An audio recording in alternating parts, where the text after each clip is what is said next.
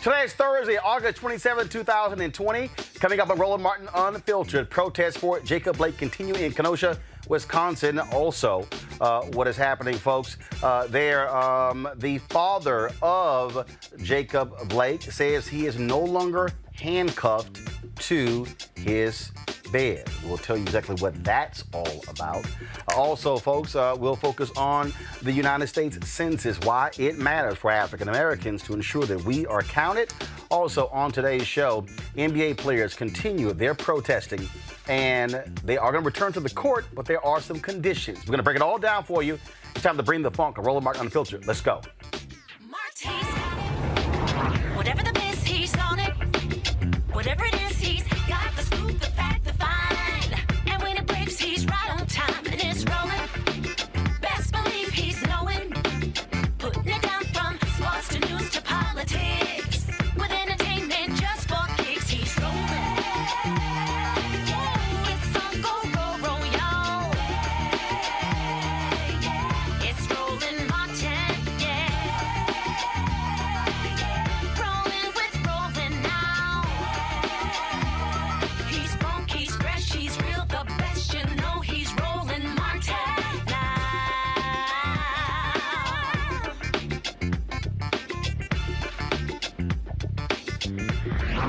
Martin. All right, folks, today is the 57th anniversary of the March on Washington for Jobs and Freedom. Is also the anniversary of the death of Emmett Till. Those things have long coincided. Thousands gathered at the Lincoln Memorial today to commemorate that march, and also the focus was on the deaths of black men at the hands of cops. Here is a recap of today's march. August 28th is a day to remember the triumphs and tragedies that have taken place in our historic struggle for racial justice. Today, we commemorate the March on Washington to Jobs and Freedom in 1963, where my father declared his dream. But we must never forget the American nightmare of racist violence exemplified when Emmett Till was murdered on this day in 1955, and the criminal justice system failed to convict his killers. 65 years later, we still struggle for justice, demilitarizing the police, dismantling mass incarceration, and declaring and determinedly as we can that Black lives matter. In our struggle for justice, there are no permanent victories. For on this day, 12 years ago, I was honored to address the Democratic National Convention in Denver. And on that night, in that evening in the Mile High City, our spirits were soaring as the Democrats nominated Barack Obama, who would go on to become the first African-American president of these United States. But the progress we celebrated then is imperiled yet again. And now we must march to the ballot box and the mailboxes to defend the freedoms that earlier generations worked so hard to win. Some of you may remember that 2 years at the March for Our Lives, I said, spread the word. Have you heard? All across the nation, we are going to be a great generation.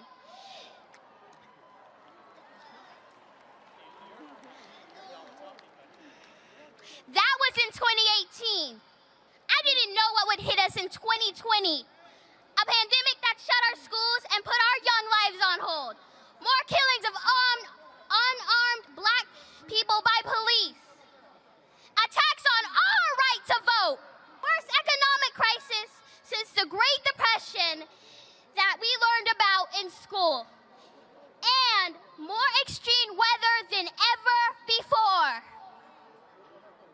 But great challenges produce great leaders.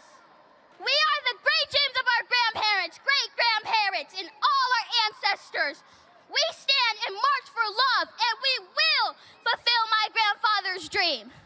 So, show me what democracy looks like. This is what democracy looks like. Show me what democracy looks like. This is what democracy. Show me what democracy looks like. This is what democracy.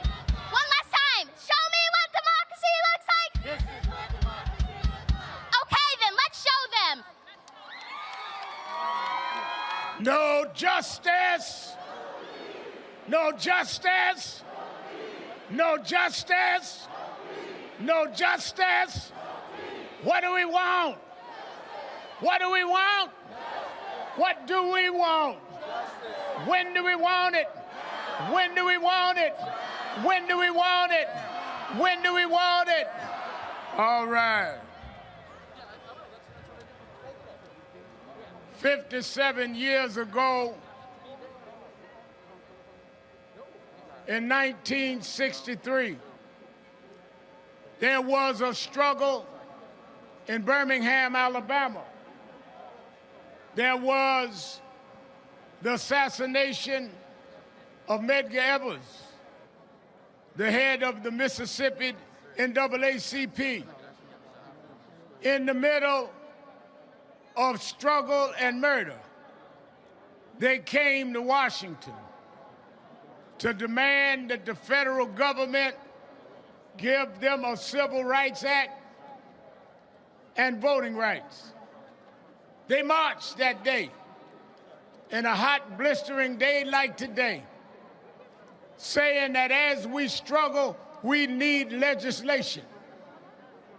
And they stayed on that movement until they got the Civil Rights Act of 1964 and the Voting Rights Act of 1965. 1863, Abraham Lincoln signed the Emancipation Proclamation. He promised us full citizenship if we fought to save the Union. He promised us 40 acres and a mule. We never got the full citizenship. We never got the reparations. We come to Lincoln because you promised, Mr. Lincoln, and the promise has been broken. And we come like Dr. King came 57 years ago to say we're tired of broken promises. Tell it. No justice! No justice! Jacob Blake! Jacob Blake! Jacob Blake! There are two systems of justice in the United States. There's a white system and there's a black system. The black system ain't doing so well. But we're going to stand up. Every black person in the United States is going to stand up. We're tired. I'm tired of looking at cameras and seeing these young black and brown people suffer.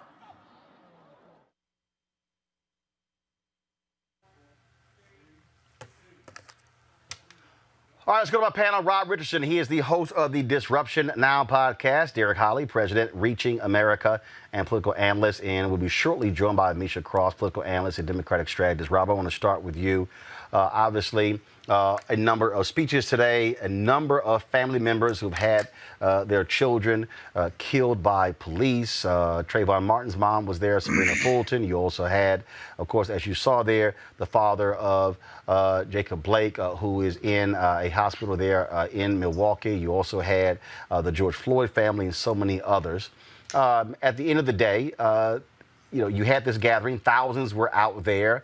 Crowd estimates around 10, maybe 20,000 or so. They marched from the Lincoln Memorial over to the MLK Memorial. So, Rob, at the end of the day, where we are is we are less than 70 days from Election Day. It simply boils down to mobilization and organization when it comes to voting. Yeah, that's pretty much all that's all it's going to actually come down to, because we know that despite what's going on, despite the fact that you have a president that's been in charge of leading a pandemic where 200,000 people almost are dead, where he stokes racial flame every time he can instead of trying to bring people together. His people are going to be motivated, no matter what. No matter what the polls say, they're going to be motivated. So it's going to be on us to make sure that we come out in strong numbers, because it's always been of black people that have actually helped save America. We're going to save it one more time. Not only to improve our lives, but actually to make sure America survives. Derek, obviously, we have seen marches and protests from folks, from African Americans, folks on the left, folks on the right. And again, marching and protesting is one thing, polling is another thing, but it boils down to who is going to get out there and vote.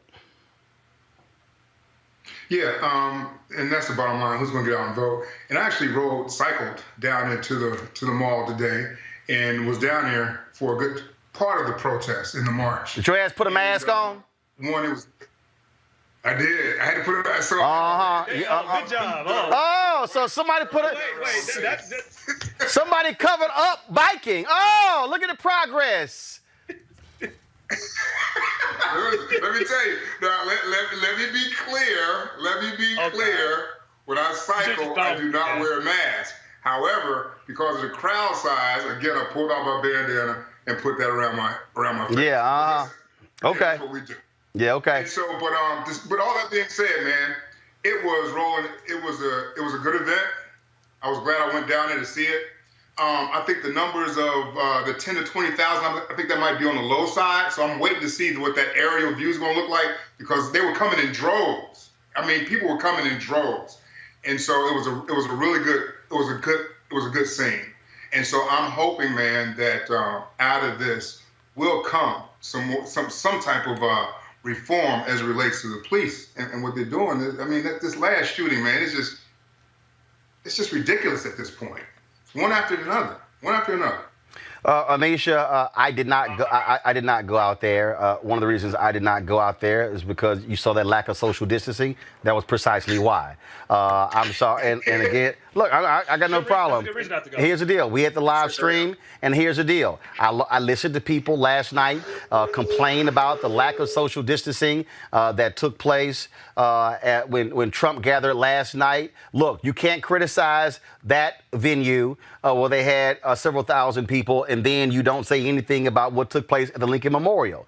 And so, again, seriously, to me, you could have had that event. It could have been all virtual. And so, look, if people want to get together and protest, that's fine with me. But that's why I was not there. And so, because I got to think about my family as well, and we have to be practicing what we preach. Nevertheless, these events are important. They are symbolic, but they also important.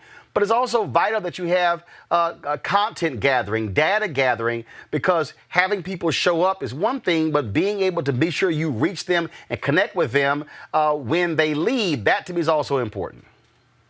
No, you're 100% correct. And then my heart goes out to you and all the people who are involved in this movement and have been in this movement long before it became a hashtag, who were not able to be there today because of social distancing, because thousands of people flew in and who knows what they may or may not have brought with them, but also because I think that you touch on a very important point, Roland.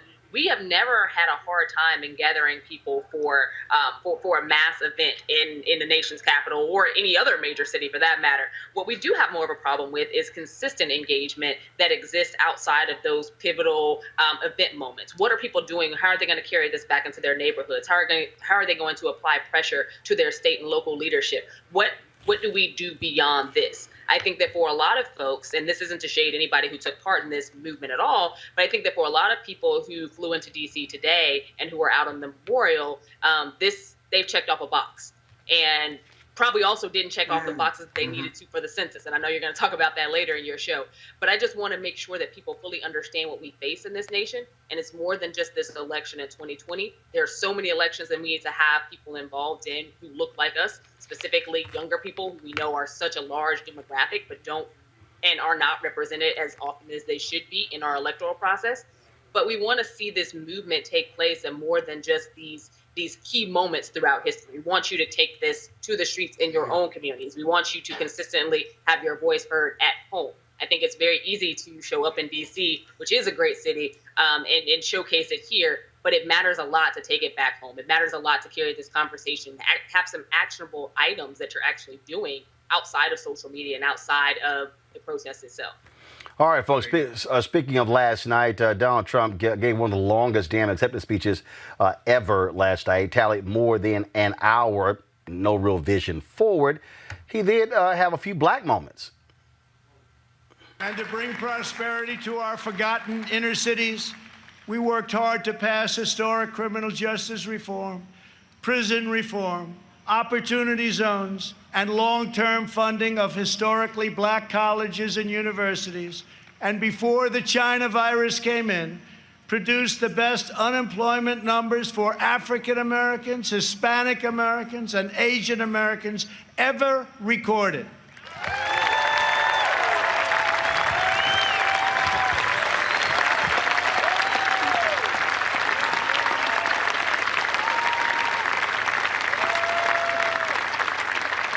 And I say very modestly that I have done more for the African American community than any president since Abraham Lincoln, our first Republican president.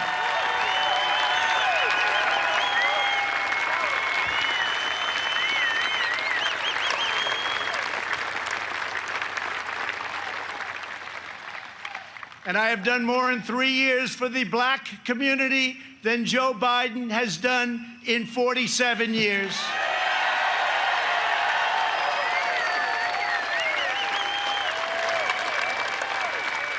And when I'm reelected, the best is yet to come. There were a couple of minor details that were left out there, Derek. One, touting black unemployment. Yep, number did go down. We went through that, didn't we? Number did go. What goes down did come up. Right now, it's at 14.6%. Donald Trump didn't even. We went through that. I went you. No, so I'm just saying. But to me, there's nothing more ignorant and ridiculous. It's for this fool to actually think, oh, I've done more for black people than any president since Lincoln. Now, if you start going through the Great Depression and FDR and the New Deal, if you talk about Truman desegregating the armed forces, and then a number of other different things. When you talk about President Lyndon Baines Johnson, Voting Rights Act, Civil Rights Act, Fair Housing Act, putting the initial pieces in place when it came to affirmative action, I mean, we can go down the line. In fact, if you want to even just say Republicans, fact of the matter is, Richard Nixon, if you read Bob Brown's book, Richard Nixon's efforts when it came to busing, second, when it came to affirmative action, third, when it came to investment in black businesses, Donald Trump can't even get close to that. But he ain't talking to black people, Derek. He ain't even talking to you, black conservatives. He really talking to the white people saying, I've been real good to the blacks. Your assessment. So you can feel okay. No, hold up, Derek, your assessment. I was going to say, yeah, I agree with you. Everything was about what you said about Nixon. And, you know, Roland, I didn't pay a lot attention to the conventions because I knew it was going to be a lot of grandstanding on both sides. And to your point, he wasn't, I don't think a lot of blacks tuned in to the RNC convention. So I do think he was, for the most part, speaking to his base. And like I said, I didn't pay a lot to put a whole lot of credence, if you will, to either one of the conventions for that reason, because I knew there was going to be a lot of grandstanding for both sides. And for me personally, I think a lot, for the most part, except for independents, people have pretty much made up their mind about who they want to vote for come November. I think, Amisha, I do believe that you have a small percentage of people, white independents, who could go either way. I do believe that. I think in many ways, this election is going to be like 2012.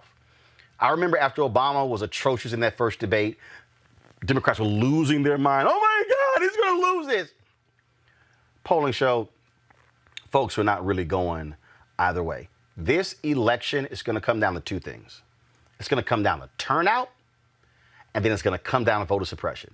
Today, a judge ruled in Iowa, throwing out some 50,000 absentee ballots in Iowa because the information was filled in for the voter when it was sent to them by the local clerk. The Trump team, the Republican National Committee, they've already said they're going to send 50,000 poll watchers after that consent decree is no longer was invalidated after the last election. And they are going to be challenging mail-in ballots in every state. It's going to happen. It's going to happen. After the election is coming down. So, people can sit here and talk about the pageantry, and I saw these conservatives saying, oh, Democrats and the whole deal with, with the optics. They don't mean a damn thing. It's going to come down to turnout. No, you're absolutely correct, Roland. This isn't a time where we're going to see Trump trying to expand his base. He hasn't tried to expand his base during the entire 4 years, and I don't think he's going to try to expand it by November 3rd. What he is trying to do and what the Republican Party is helping him do is ensure that there is large-scale voter suppression and voter disenfranchisement, whether that be by, pushing these false narratives about there being a large amount of fraud and mail-in voting and there being problems with that, or just extremely long lines at polling stations, polling machines that don't work, polling stations closed down in certain areas. He is counting on African Americans staying home out of a sense of just apathy with the process, or not having their votes counted at all. And I think that, the tragedy in all of this is that we have a president who does not really uphold democracy. He knows that he can't win this vote fair and square. He knows that this is going to be a race won within the margins. And instead of actively competing and actively pushing forward a policy that people can get behind, he's decided that he's just going to try to steal this election by whatever means necessary. And whatever means necessary is destroying mail-in ballots, utilizing the United States Postal Service to help him to do so. In addition to that, making sure that he has these states in his back pocket and governorships that are working against our democracy on a daily basis and are steadily trying to keep people off the rolls as we speak. Derek, again, it was just laughable listening to. Listening to all of that. It was laughable. I'm sorry, Rob. Rob, go to you next. Rob, it was laughable listening to all of that. It was laughable in the fact that Donald Trump made no mention at all of any police shootings, of holding police accountable. There was this throwaway line in there about, yes, there's police misconduct. We will hold them to the letter of the law. But everything else was a full-on embrace, hug, you name it, when it comes to police. And so when I hear, and I'm going to play a video later, when I hear all of these conservatives say, Joe Biden needs to speak up more forcefully against these rioters out there, I'm like, when the hell are y'all going to say something? That's what I'm saying. That's what look. It's fool's gold. It's actually a trap to try to fall into that narrative, because all this lawlessness, if he wants to call it that, is falling under his administration. So he's talking about all these things that are happening and saying what's going to happen if Joe Biden takes over. It's happening now. Like, so what are you talking about? It's under a Trump administration. So I actually think future Vice President Kamala Harris framed it in the right way. She's saying that he's responsible for not only these injustices with police, but he's responsible for the breakdown in the whole decay of us not having a civil way to come together, because he is exacerbating the problem. And so if you want real law and order, which just doesn't mean like cops get to do whatever they want and kill people, that's not law and order. It's real justice. Then we'll have a real administration, and we will do that, and we'll hold those people accountable, including people like the guy who I forgot the guy's name, who shot and killed 2 or 3 protesters in Wisconsin. Kyle Rittenhouse. Kyle Rittenhouse. Yes, he needs to be held accountable. He was able to go out and do this shooting and walk past the police officer like all is cool. I mean, law and order is out of control in this country, and it's because of Donald J. Trump, and we need to change administrations. If you want to keep going the way we are, then I guess you can go with this president. This is Trump's America. So I don't even understand the argument he was making. So last night, you had a situation out there where after the speech was over, where Rand Paul and his wife, go to the video, were walking out, and apparently some people they turned down car service. They chose to walk back to their hotel. So there were protesters who were shouting at them and yelling at them. And Republicans have been in an uproar today, Derek. Oh, my God. I can't believe this. They feared for their life and saying that Joe Biden must slam this and Joe Biden must criticize this. But I want to show you something else.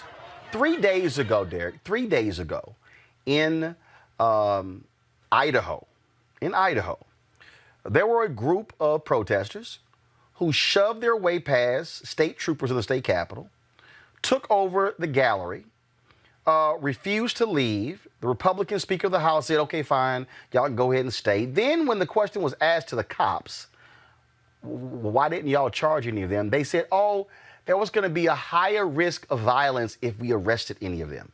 Some of them were also armed. And they said, okay, fine, y'all can go ahead and stay. What were they protesting?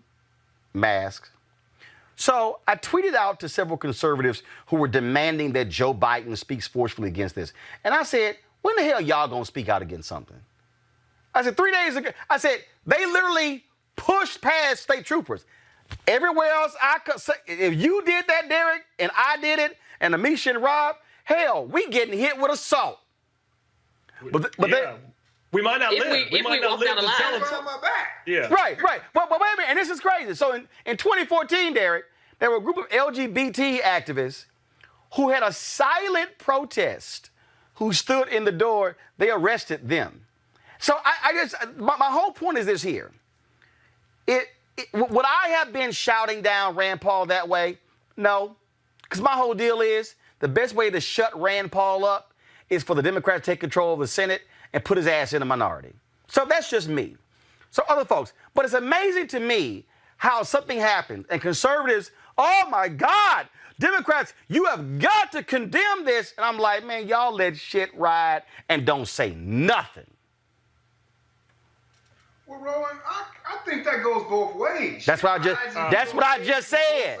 That's what I just said, Derek. Yeah, and so I think it rides on both sides. Now, today, I had a conversation with 3 Capitol Hill police officers. 2 of them was black, 1 of them was white. And so conversation led into what took place out at Lafayette Plaza. And then I was like, man, I just don't think a lot of times that people see the whole true story of what took place. And they went on from there. And so what he said was, 2 black officers, he said, we couldn't do anything at Lafayette Plaza until they tried to pull down that statue. He said, up until then, our hands were tied. But they didn't want the statue to come down, so we were then ordered to bring law and order to the whole entire situation. So again, Roland, I just think sometimes you can take a look, you can take a video, and you can take a story, and you can spin it to fit the narrative whichever way you want it to. Yeah, no, it's not that hard. No, really. Look. You look at Cliven Bundy, who took over a federal land with guns and dared the Obama administration to come by, and they backed down. Black people. No. Don't forget how Fox News loved that. They call that an American patriot fighting for freedom. Go ahead. Yes, but suddenly when we're trying to fight to live, we're not fighting for freedom. We're dangerous thugs. You have the RNC out here talking about hide your baby, hide your kids. These black people are trying to take over. No, all we're trying to do is live. Like we're not protesting not having a public pass. We're protesting the right to exist. Oh, basically, yeah, Derek. Basically, Amisha, pretty much 4 days of the Republican National Convention was like, they're coming to get you, white people. It wasn't even a coded translation. That was literally the argument. The Republicans are basing their 2020 election hopes on scaring the hell out of suburban white women because black people are protesting in the streets to have our civil rights and civil liberties upheld. And that is what it is, plain and simple. And we got to see it person after person on that stage every night for 4 nights, for 2 hours each night. That is what this is. Trump knows that his victory might just run through the suburban communities, and he's looking to speak to these white women because historically, trope after trope, when you scare a lot of white women into believing that the blacks are coming to get them, it changes things in this country. It takes democracy backwards. It takes black people backwards, and it has caused a lot of to our detriment, specifically black men, in terms of having their lives put at risk. Because the minute that one of these women ends up calling the police, it's the end of it for a black man. We know that. And as these situations keep on upticking, this president is utilizing this law and order mantra. It's not even about protests. This is about scaring people who don't even live amongst the population they're afraid of, that at some point, these people are going to rise up and they're going to take whatever it is that you believe is yours, and you're no longer going to matter in this country. That is what President Trump's message is. Derek, were you bothered by the fact that federal property, taxpayer, the White House was turned into a Trump stage last night? No president has... No, I wasn't bothered by that mess, man. No. Okay, all right. So you're saying that if a Democrat does that, you were perfectly fine with it? Yeah. If Obama would have done that, I'd be like, go. Yeah. Keep this tape. And Derek, and Derek, would your fellow Republicans be saying the same? I don't. Hell no, don't even try it. In fact, Trump had this. No, they would not. And so that's look. Let me tell you right now. One of the reasons why I really want to see Biden win, especially for getting rid of racist Donald Trump, is because I can't wait. I can't wait for him and Vice President Harris to do some stuff, and Republicans start talking, and all black people show me the hand, talk to the hand. Y'all didn't say a damn thing for 4 years. Talk to the hand. I'm telling you right now, if Democrats get control of the Senate, I'm telling you, Chuck Schumer should be the biggest gangster in D.C. It'll be shut the hell up. No. I'm talking about Chuck Schumer should do to the Republicans what Mitch McConnell did to the Democrats. Shut up. I ain't even talk. I'm telling you right now, I wouldn't even let them talk in hearings. I'd be like, y'all done? Gavel, approved. Y'all done? Matter of fact, I wouldn't even have judge by judge. What do Republicans do? They put 7 judges up there, Misha, and had one big ass hearing. I put 25 judges. That's what they should do. That's what we've seen happen from Republicans. I be gangster. Have, thrown away the playbook. They've thrown away the norms. They don't care. And at this point, they have a habit of calling out Democrats for the smallest infraction. But we've seen throughout this Trump administration that none of the rules apply. And then when you mention them, it's like, oh, this doesn't matter. It's really frustrating because the hashtag has come up at the state level, at the federal level several times before for senators, current seating senators. However, when it comes to the president, Republicans are acting like, oh, this is not a big deal. I'm just letting y'all know. I'm be like, you done? You done? Next. You done? Next. Okay, now y'all, last night, Trump had his big old fireworks display. There were protesters out there in the streets. Actually, this is a pretty cool video. Watch this.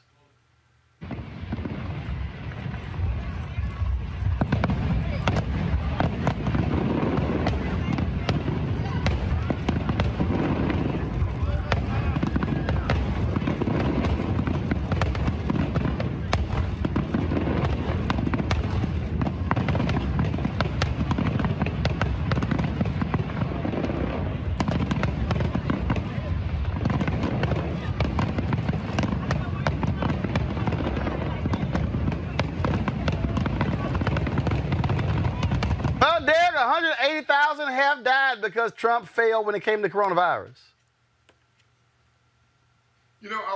It's interesting. So I was Wednesday. My cousin texted me. She said, cuz, they're running that video on TV where you were standing behind Trump and in front of Pence when I was at the White House. And I was like, damn, what is this? So I turned on CNN to watch it to see what it was.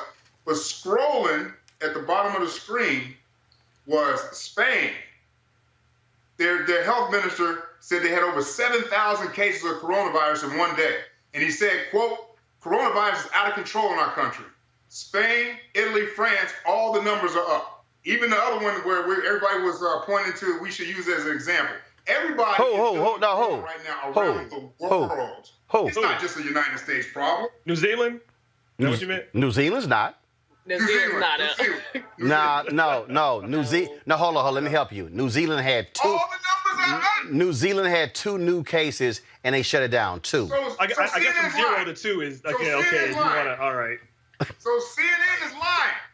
So your defense here is that other countries have numbers going up, even if it's only 2 people. There's no defense. So Trump is fine and America's not really in trouble. So 2 and 200,000, you see a difference there, don't you? What I'm saying to you is the coronavirus is deadly and it's impacting the entire world. It's just we not know that. a Well, United you're States saying problem. more than President Trump is, because during the entire RNC, they spoke about the coronavirus in the past All right, tense and it's as his though it fault. didn't exist. It's his fault. No, well, hell yes, his fault. it is his fault, Here's the deal. Here's the deal. When you're the president, Here's the deal. When you are the president, Here's the deal. Here's the deal. When Obama was president, Republicans are like, you can't take credit for low gas prices. Gas prices went high. It's your fault it's high gas prices. Republicans said, you can't take credit. No. I said, no. Wait. No. Republicans said, you can't take credit for the improving economy. Oh, I remember Jack Welch actually said, we can't trust these unemployment numbers.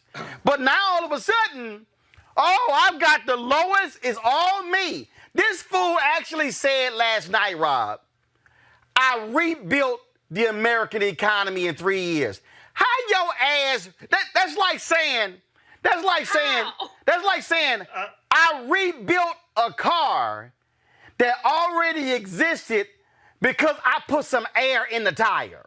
Yeah, do you remember when the Republicans got upset during 2012 when Obama was talking about how the government and economy works and how no one business builds everything by themselves? You have to have roads, you have to have bridges, you have to have, and he said one line, you didn't build that, and they ran a whole line of multi-million-dollar commercials.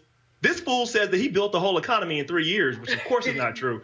But like here is what's true. He is responsible for the piss-poor lack response that he had with the coronavirus. How we responded was up to him. He decided not to have a national effort. He decided that it was a hoax. He decided that people didn't need to wear masks, and that caused a whole bunch of lives. Period. End of discussion. Hey, Derek. Starts and ends there. Hey, Derek, I'm just curious. I just want to know, have you ever done this? I know you're about to ask me something crazy. No. I just want to know, have you ever done this? Have you ever sat down with some friends who you and your wife invited over to the house, and your wife prepared this amazing meal, and she spent all day preparing this meal, and sat down and one of your guests said, Derek, this is an amazing meal, and you said, absolutely, I spent all day working on this meal, and your wife look at your ass like, no, your ass didn't. That's Donald Trump. Obama literally said, here is a great economy. And he's like, I built this. It's all mine. I built it all by myself. I get all the credit.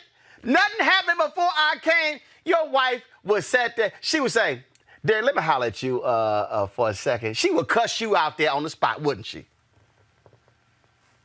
Pretty much. Hell yes. Hell yes.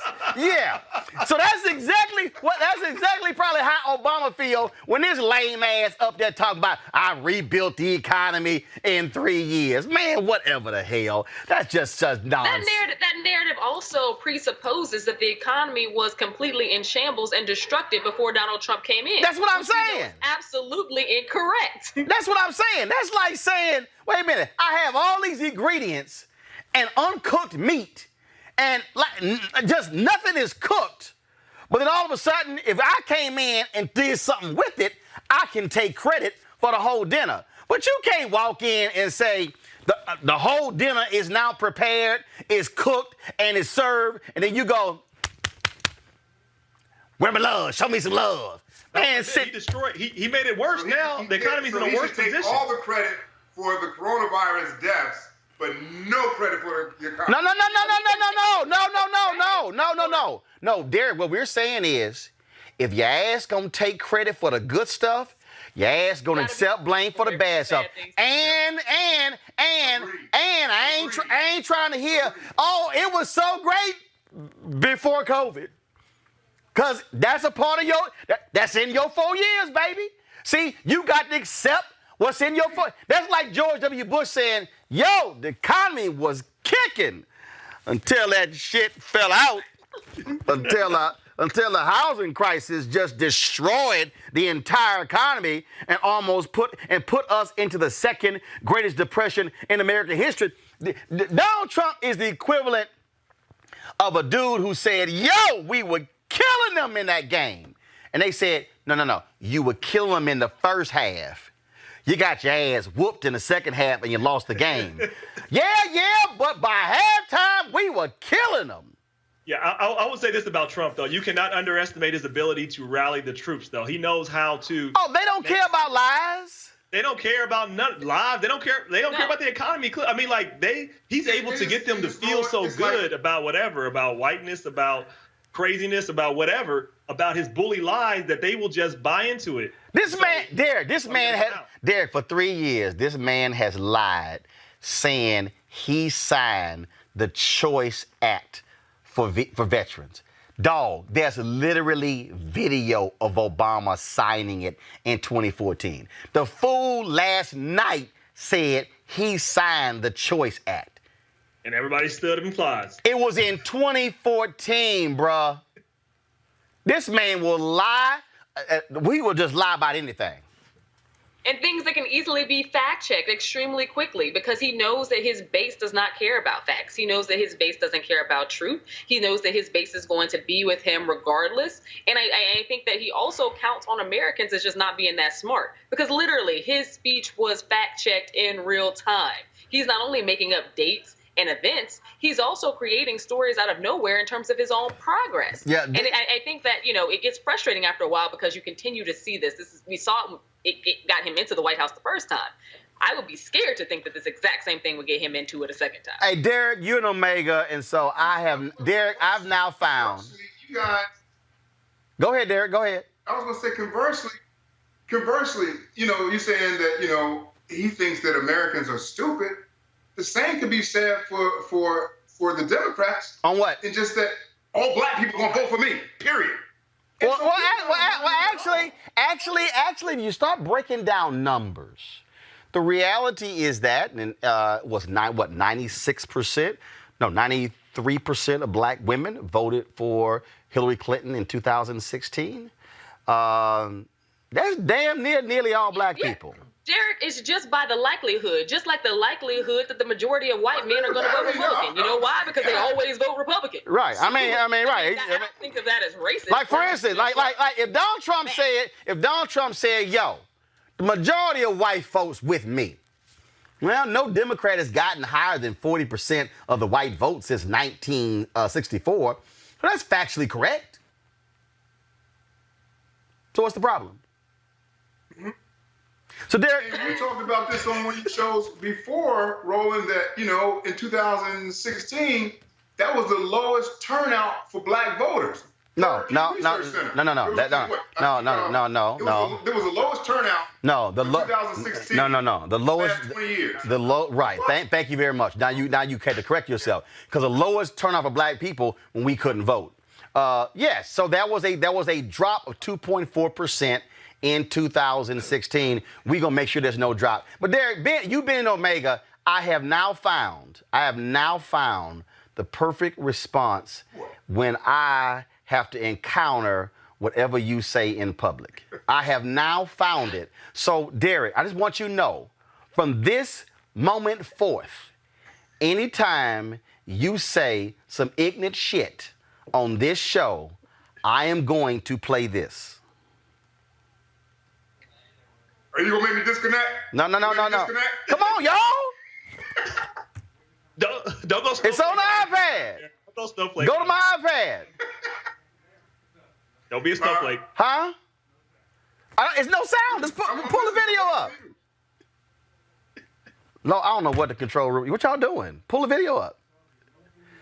No, I've got video playing, and it's showing it. So, Derek, this is perfect for you.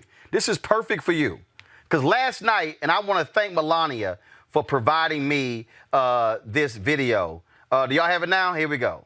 Here you go, Derek. This is for you. From now forward, Derek, this is right here. Derek, right? This bullshit. And look, this lying ass. Right there. That's going to be for you every time. Every time, Derek. Every time. Like, so let me give you mine. This is mine right here, Derek. Bullshit. Here you go. Yeah, there you go. He lying again. Yeah, that's it right there. That's what it's gonna be from this point forward. When you say something and people go like, Derek back on your show, yeah, okay, his ass. Look at it. She like, hi, co-first lady, how you doing? Yeah, okay, whatever. Let me go to a break. We come back. Yeah, that was for you. I'll be back. Roland Martin Unfiltered in just a moment. You want to support Roland Martin Unfiltered? Be sure to join our Bring the Funk fan club. Every dollar that you give to us supports our daily digital show. There's only one daily digital show out here that keeps it black and keep it real as Roland Martin Unfiltered. Support the Roland Martin Unfiltered daily digital show by going to RolandMartinUnfiltered.com. Our goal is to get 20,000 of our fans contributing $50 each for the whole year. You can make this possible. RolandMartinUnfiltered.com. As our community comes together to support the fight against racial injustice, I want to take a second to talk about one thing we can do to ensure our voices are heard. Not tomorrow, but now. Have your voices heard in terms of what kind of future we want by taking the 2020 census today at 2020census.gov? Now, folks, let me help you out. The census is a count of everyone living in the country. It happens once every 10 years. It is mandated by the U.S. Constitution. The thing that's important is that the census informs funding, billions of dollars, how they are spent in our communities every single year. I grew up in Clinton Park in Houston, Texas, and we wanted new parks and roads and a senior citizen center. Well, the census helps inform all of that and where funding goes. It also determines how many seats your state will get in the U.S. House of Representatives. Young black men and young children of color are historically undercounted, which means a potential loss of funding for services that helps our community. Folks, we have the power to change that.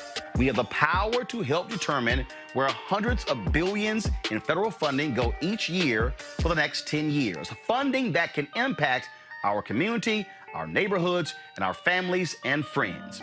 Folks, responses are 100% confidential and can't be shared with your landlord, law enforcement, or any government agency. So please, take the 2020 census today. Shape your future. Start at 2020census.gov. NBA is back this weekend, but after extensive conversations with the governors, owners throughout the week, the league and its players released a joint statement today detailing the concrete changes they hope to see going forward as they resume play. Among the commitments is the immediate establishment of social justice coalition with representation from players, coaches, and governors that will cover a wide array of issues, including increased voting access, promoting civic engagement, and advocating for meaningful police and criminal justice reform. In every NBA city where the league's franchise owns and controls its arena property, team owners will work with local officials to turn those arenas into voting locations for the 2020 general election, giving constituents a way to vote in person during the coronavirus pandemic. If that isn't possible, there will be an effort to use those facilities in other ways, including as sites to register voters and receive ballots. Folks, this was something that they had no choice. The players were prepared to walk away. LeBron James, one of the voices, had reached out to President Barack Obama. Amisha, this is a pretty interesting deal here, and this is where players utilizing their leverage. That's what they did. Okay, we got issues with your microphone, so let me go to Rob. Rob? Yeah, I mean, this is the power of solidarity. It shows you the power of coming together and what you can use with your platform. I'm proud of these athletes because I had some debate with some folks. They were like, well, they shouldn't do this. They don't have a plan. Clearly they do. And this got folks' attention. And this is what's going to be needed for this fall because we're going to need a lot of energy. And they're going to, as we've talked about, they're going to try every avenue to suppress, to intimidate. But when there's a light shine on it, it's going to be very hard. And there's a high turnout. Despite all of those issues, we're going to be able to win. So I just tell people, look, don't worry about voter suppression. Just get out and vote. Derek, you got some NFL owners. They better be be concerned. I was reading a piece from Jim Trotter earlier today, and he said there are a number of NFL players who are thinking about saying, "Yo, we're gonna boycott at least one of the games." I'm telling you, what the owners got to understand is this here: you ain't got no product unless you have players. Get the players. Indeed, Roland. And man, let me tell you, it was a couple of days ago. I was taking Derek to training for our track practice, And he was saying, Dad, they're gonna, they're not gonna play. I said they're gonna protest the NBA. I was like, well, they ain't gonna protest unless they play the game. And I was so happy when I heard the Milwaukee Bucks had walked off and weren't gonna play, because that's power, man.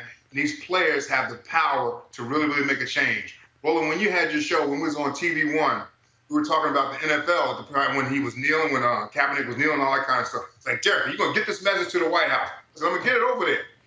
And right now, man, and even back then with Colin Kaepernick kneeling, I think these players, as long as they have a plan, and they have a plan, they can have an impact on what society and what happens in this country right now. And if the NFL right now, if them boys come out and boycott a game, Shorty, it's going to make all the world of a difference. But after that, after these boycotts, after the protests, you got to have a plan. The plan got to be some type of justice, something as it relates to police reform. And it can't be defund the police. It's got to be a concrete plan. And these athletes can be the centerpiece, if you will, to make this thing happen. Simple as that. And again, this shows you how collective leverage. Because see, again, I'm not using power. And the reason why. See, power means you control. The reality is the NBA governors, they control because they own the teams. But this is where you use leverage and influence. And I think it's important for people, just like the players did not boycott the games. That was a strike. It was not a boycott. This is leverage and influence that they are exerting to get the league and the owners to do what they need them to do. And I would hope that these black players in the NFL would, as a collective, find some guts to realize it's more you than them. I mean, Jerry Jones can sit here. I'm telling you right now, Jerry Jones can talk all this crap he wants to about kneeling. Let me tell you what changes that. When Dak Prescott has the guts to stand with his fellow player. When, in fact, y'all have the video of the Minnesota Vikings today. Today, the Minnesota Vikings players got together and they spoke to the issue, and they spoke as a team. Dak Prescott, Ezekiel Elliott, pay attention.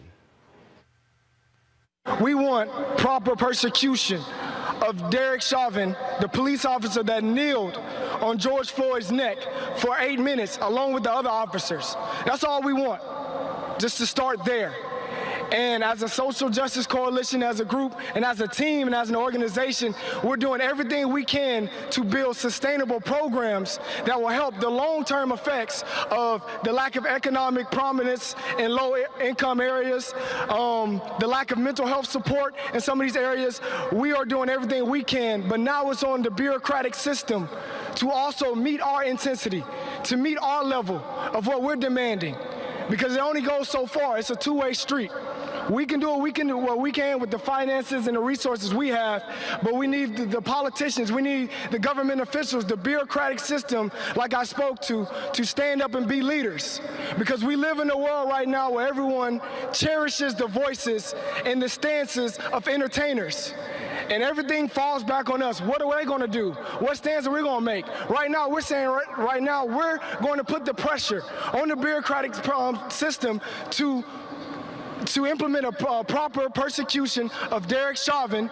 I'll repeat his name again, Derek Chauvin. I'm not going to just say the officer. His name is Derek Chauvin, along with the other officers who murdered George Floyd in the streets of Minneapolis. I speak for my entire team right now. I appreciate them allowing me to come up and be the voice, but just know I'm one man, but the army behind me is much stronger when we're together. And we wanted a unified voice in this moment. I appreciate Coach, the administration for allowing us to, even be possible today. But it's a two-way street, like I said. Now it's time for the bureaucratic system to hold up its end and to supply a fair trial, fair juries. All of the process that we've known has failed us before. We're sick of the process and the system failing us. We're standing up right now as the Minnesota Vikings and saying we want a proper jury, we want a proper persecution of Derek Chauvin. Thank you.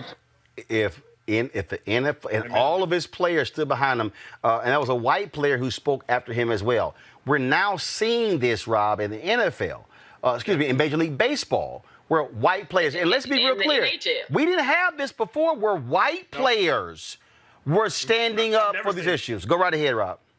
No, I've actually never seen it. It's encouraging, but I would tell you it's also scaring a lot of people. I can speak right here in Cincinnati, Ohio. My fiance and her kid goes to a Catholic high school, and the principal came out with this letter saying he believes Black Lives Matter, but doesn't want anybody taking a knee at the game, or otherwise you could get suspended. So in other words, you don't believe in Black Lives Matter. You don't believe in protest. So this is worrying people, and that's why I know it's working. And so it's taking the power of the agency. Yeah. We're not here just to entertain you.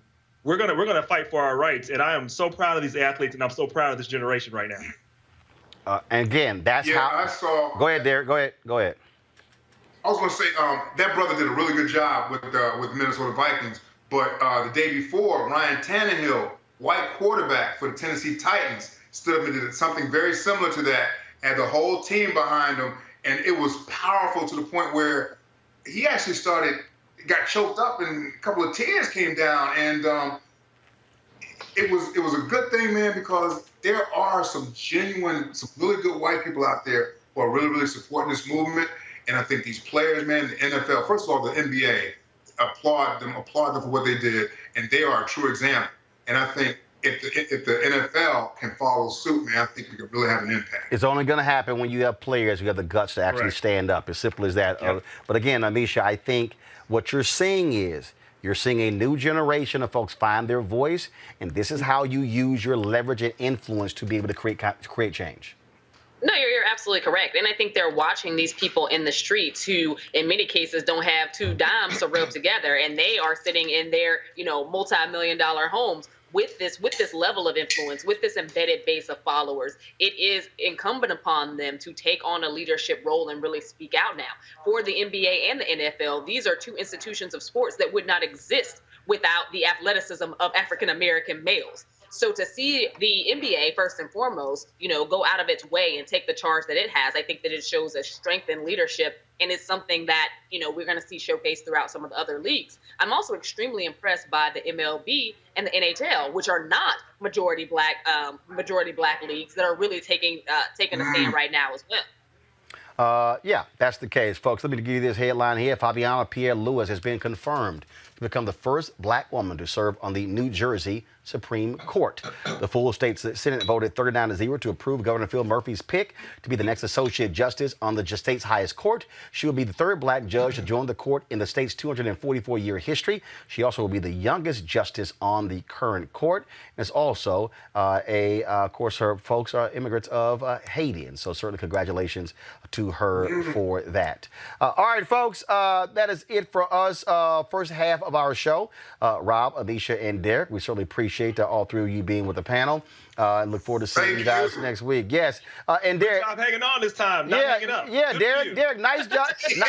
Yes, I mean, in fact, Derek, one of the folks on my social media said Derek must have taken his ADHD medicine because he hasn't hung up yet. You ain't pissing me off. Yeah, no, right. You took your medicine. Thank you for taking your meds. You're now, my man, though, Roland. Thank you. You're an alpha. You still my man. Thank you for taking your meds. So please, if you can affect Kanye, that would be great. But Omega Kappa, that's all the same thing. Y'all, thanks a bunch, folks. Hold tight. It's the same thing. Coming up next, the census, why it matters to African Americans. The census, why it matters. That's next on Roland Martin Unfiltered. You want to check out Roland Martin Unfiltered? YouTube.com/Roland S. Martin. Subscribe to our YouTube channel. There's only one daily digital show out here that keeps it black and keep it real. It's Roland Martin Unfiltered. See that name right there? Roland Martin Unfiltered. Like, share, and subscribe to our YouTube channel. That's YouTube.com/Roland S. Martin. And don't forget to turn on your notifications so when we go live, you'll know it. We can face this pandemic head on. We can do what it takes to protect our families and our communities. Together, we can get our economy moving again, but not without the tools and resources we need to get the job done. To win this fight, it is going to take a public service army.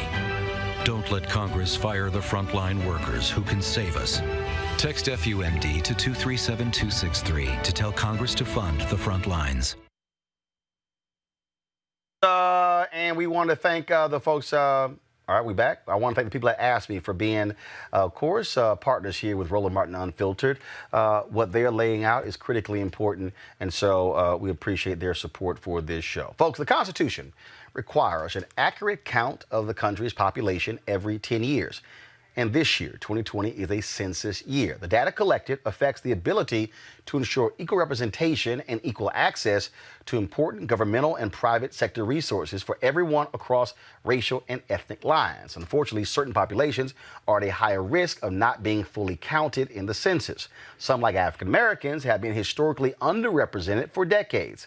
One of the reasons is major changes in the way the data is collected, like relying on the internet as primary way to reach households and how they respond. And some people are just reluctant to respond because they don't trust the confidentiality of the data being collected. Now, in the next hour, we'll talk about why Black folks must participate and really get people to understand really what the census is and how it impacts you. Now let me stay right there. Because some of you who are watching right now, there are more than 6,000 people on YouTube right now, and there's 1,000 plus who are watching on Facebook and Periscope, and you're sitting there saying, all right, you know what, this is not really exciting, this is not really interesting, but we're talking about billions of dollars. If you are watching us right now, and you care about parks, roads, stop signs, highways, expressways, health centers, if you care about how dollars are being allocated based upon census tracts, the census is how that money is allocated. Michael C. Cook, Sr., he is the Director of Public Affairs for the Census Bureau. He joins us right now. Michael, how you doing? Thanks for having me. I appreciate the opportunity to let people know that the 2020 census is still going on. Time is running out, but it's not too late. And we just want to make sure that they understand why it's important, why it's easy, and the fact that it's something that the Black community can't miss out on. I also want to bring up Dr. Amina Demessi, Vice President of Research and Policy Analysis for the Congressional Black Caucus Foundation. Doc, glad to have you as well. So I want to talk to both of you because, Mike, I want to start with you first. Again, when we say billions of dollars, first of all, people are watching and going, yo, seriously, are we really talking about billions of dollars? But we literally are talking about how the nation is funded. That's correct. Every 10 years, we conduct a count, and you got it right. You hit the nail on the head. Article 1, Section 2 states that it's a mandatory count of everyone residing in the country for two things, power and money. 435 seats in the House of Representatives are allocated because we count everybody once, only once, and in the right place. But also those federal funds. You mentioned billions. Some people have actually measured it to be $1.5 trillion every single year that flows down to the local level for things like roads, schools, infrastructure. The current pandemic underscores the need for accurate census data when we're talking about emergency preparedness and healthcare. But then when you look at SNAP benefits, Medicare, Medicaid, if you have college students, Pell Grants. So every single facet of the country, business sectors, private and federal and public, they use our official statistics to justify making investments that impact your lives. It only takes a couple minutes, but it sticks with your community for 10 years. This is a voting year. When you vote, it tends to stick with you for the terms of that election, 4 years, 1 year, 2 years. But when you look at the census, for 10 years, it'll shape your community. And so I just want to take the opportunity to let all of your listening audience, all those that are following you, that the census is happening. If you haven't responded, there's still time to respond, but it's something that you need to take part in, stand up, respond, and get counted. Black America Counts is an initiative with the Congressional Black Caucus Foundation and Fair Count, the organization founded by Stacey Abrams. Their goal is to identify hard-to-reach communities and guide outreach and mobilization efforts to help increase census turnout. Dr. Demessi, let's talk about that because people, look, the absolute old way, they went door to door. Folks got census shirts on and they've got bags and they go door to door, knocking on doors. For a lot of folks, they don't like people just knocking up on their door. But now you've also seen, now with the internet, how that's changed as well. And so how has technology helped? Has it improved this process to be able to reach those hard to reach places or hard to reach people? I'm sorry. First, let me just say that what Stacey Abrams did in her, 15 seconds of fame was created a new movement for us to understand the power of data as it relates to the resources needed by the Black community. As you just heard, we are consistently undercounted. And so the brilliance behind our partnership is that we are identifying hard to count communities, particularly Black and Latinx, in order to really cast a wider net, go beyond what the census has done, to really equip our policymakers and organizers with data, information on where their communities are. Because here's the thing, right? It's great that we have another medium to fill out the census. You can go online, takes 5 seconds, if you have internet access. When we talk about our community, not only are we wrestling with the global pandemic, we don't all have access to the internet. So, what our advantages to some are unrealistic for our community. So we have to bridge that gap. So what our partnership does is also identify communities of color, either a county that has 25% lack of internet access or community of color. We want to know where those communities are, and we want to equip our policymakers and organizers with the information they need, so we can then do what Fair Count is doing, which is actually setting up internet access for people in communities, but understanding that there are a number of barriers. And so just providing internet is not enough for our communities to get the accurate count they need.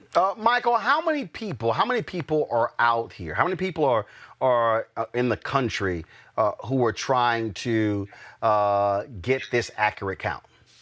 We have 234,000 people that we've hired knocking on doors. They've been doing that since August 9th.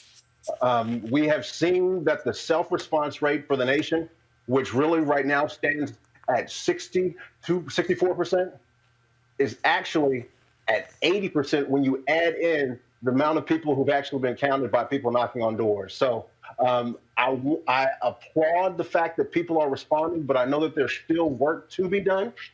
And I encourage people to go to 2020census.gov to respond online, like you said. But remember that our online instrument is optimized for mobile. So people can actually respond on any mobile device, any device that can get to the internet, as well as phone numbers. We have 13 phone numbers in 13 different languages that people can call to complete it over the phone. Michael, let's talk about safety. And that is, look, this has been one of the concerns. My data, who's getting it, who's getting my information, am I having the turn of my social security number, bank records, what's going on here? And so what data is being asked for when it comes to the census? When someone asks you to complete the census and they knock on your door, they will come to your door with a mask. Masks are mandatory. Their safety, your safety in the pandemic is number one. They will be 6 feet away from the door, asking you questions and inputting these simple questions into an iPhone 8. They will ask you your name. They'll ask you your phone number, because if there's something wrong with your answer, they circle back, they're going to call you. They're going to ask you how old you are. They're going to ask you your race, your ethnicity, your relationship to anybody else who lives in that house, how long you've lived in that house. They're easy questions. We don't ask you about social security number on the 2020 census. We don't ask you about bank accounts. All of that detailed information about you that you give up on many surveys that you answer any and every day, that's not part of the 2020 census. These are statistics about your household as of April 1st, 2020, that can be released in aggregate in statistics, so decision makers can make informed decisions that impact their lives for the next 10 years. Dr. Demasi, is there any particular group, the most vulnerable? When I look at voting, typically the older you are, the more likely you are going to vote. And then as you go down with age, it actually gets lower and lower and lower. Are we seeing that same thing mirrored when it comes to the census? Yeah, and I commend, Michael and his leadership in this space, because, every 10 years gives us another chance to get it more right, right?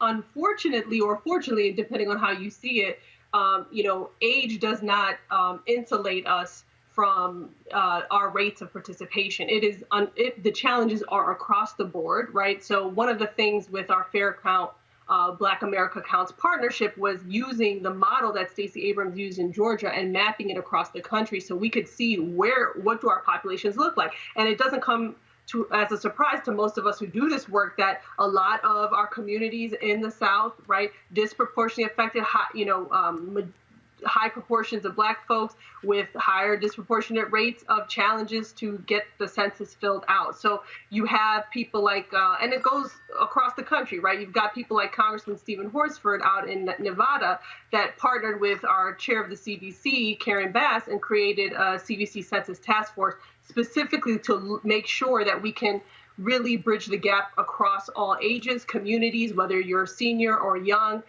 You need to be counted at the end of the day. So, unfortunately, the undercounting doesn't discriminate,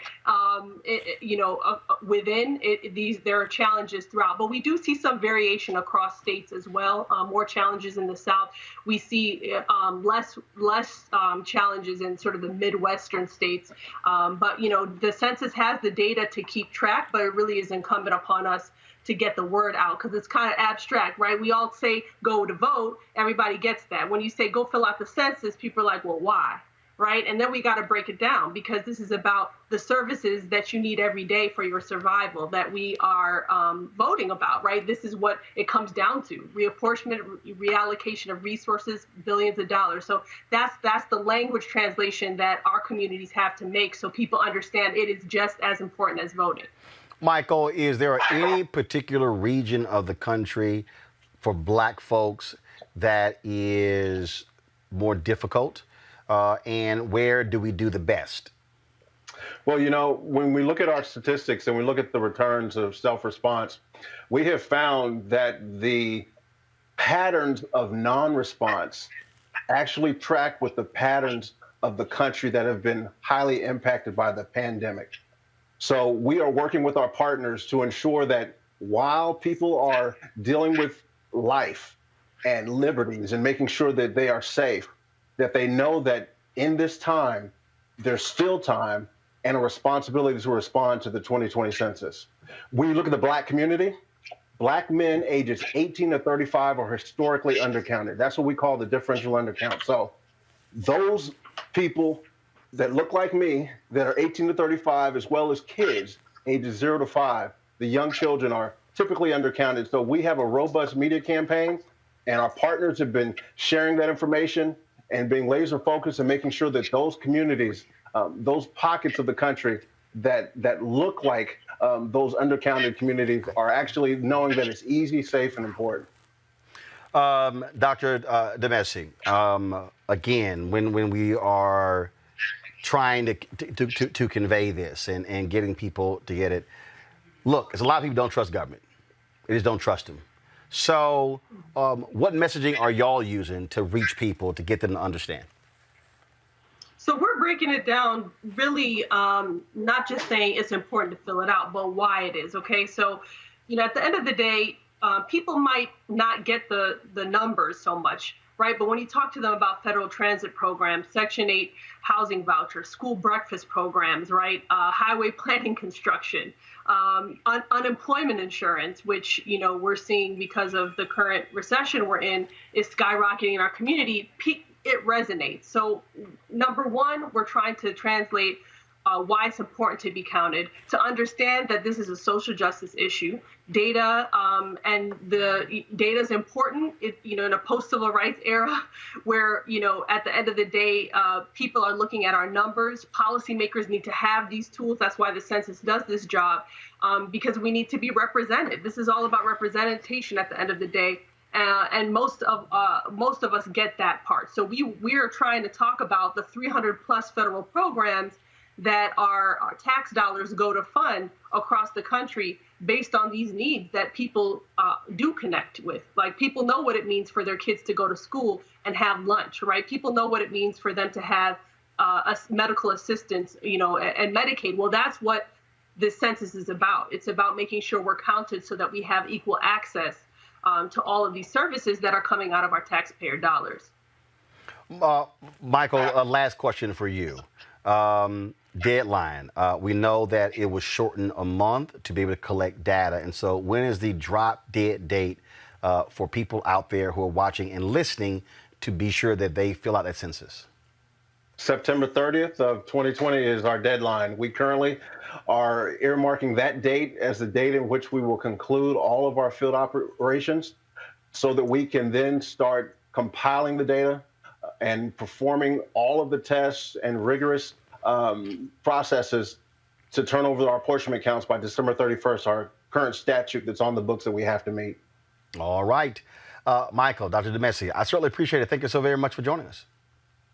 Thank you. Thanks for having me. All right, folks, got to go to a break. When we come back, we'll talk to folks who are out in the field making it happen, organizations who know what it means to emphasize the census. That is next, Roland Martin Unfiltered. You want to support Roland Martin Unfiltered? Be sure to join our Bring the Funk fan club. Every dollar that you give to us supports our daily digital show. There's only one daily digital show out here that keeps it black and keep it real as Roland Martin Unfiltered. Support the Roland Martin Unfiltered daily digital show by going to RolandMartinUnfiltered.com. Our goal is to get 20,000 of our fans contributing $50 each for the whole year. You can make this possible. RolandMartinUnfiltered.com. As our community comes together to support the fight against racial injustice, I want to take a second to talk about one thing we can do to ensure our voices are heard. Not tomorrow, but now. Have your voices heard in terms of what kind of future we want by taking the 2020 census today at 2020census.gov? Now, folks, let me help you out. The census is a count of everyone living in the country.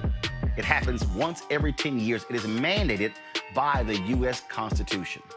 The thing that's important is that the census informs funding, billions of dollars, how they are spent in our communities every single year. I grew up in Clinton Park in Houston, Texas, and we wanted new parks and roads and a senior citizen center. Well, the census helps inform all of that and where funding goes.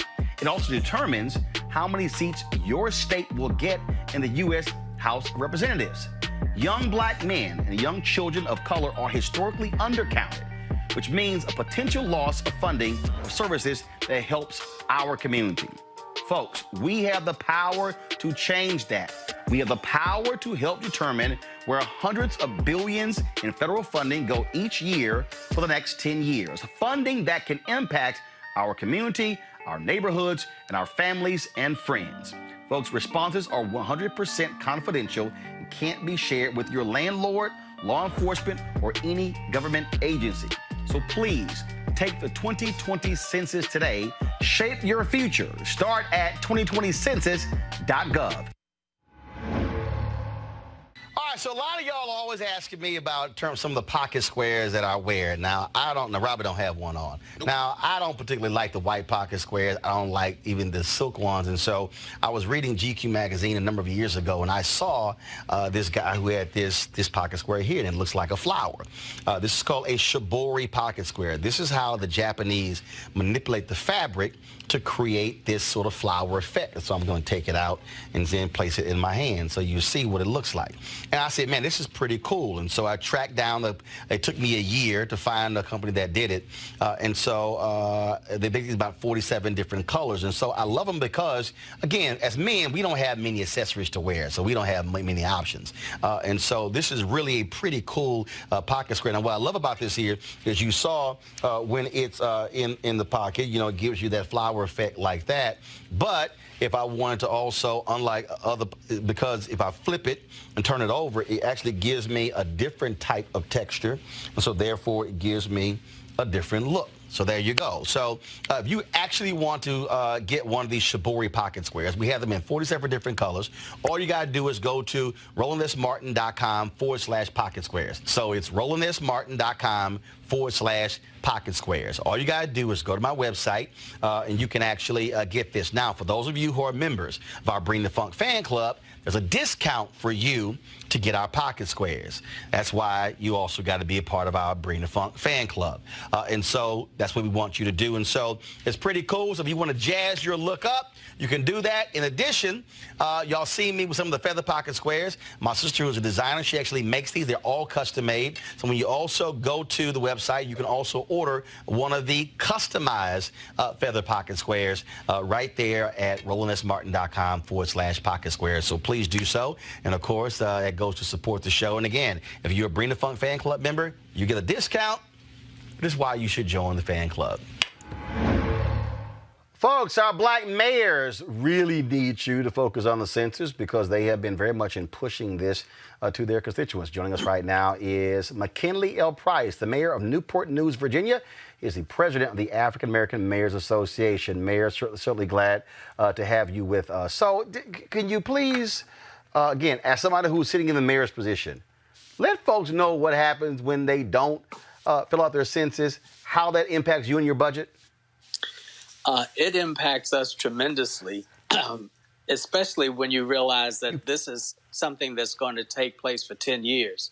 It's approximately up to $2,000 per person per year for 10 years, amount of money that you're talking about. So just as your former guest talked about when you're talking about SNAP, WIC, all of the programs that affect the people who are historically undercounted, it's affecting them. So it's a tremendous strain on our budget if we're underfunded. And historically, 10 years ago, we were pretty much underfunded. If we're about at the same percentage, for our city, it may be as much as $100 million per year. $100 million per year. And so when you are conveying that, are folks getting it? Because I'm sure they're complaining, Mayor, we want this and we want that and we want these services and we want pools staying open, pool hours, and we want park stuff. And you like, well, damn it, if y'all fill that census out, I could have had more money. Absolutely. We're doing everything we can, with social media. We're having contests. We actually had a contest between mayors. And you'll see the larger cities doing it too. I think Houston and Atlanta had a rivalry. Those two mayors, but the mayor of Hampton, Mayor Tuck, and I, if he won, had more people within a period of time to enroll before I did, I would give him a bushel of oysters, and I was going to get crabs if he won.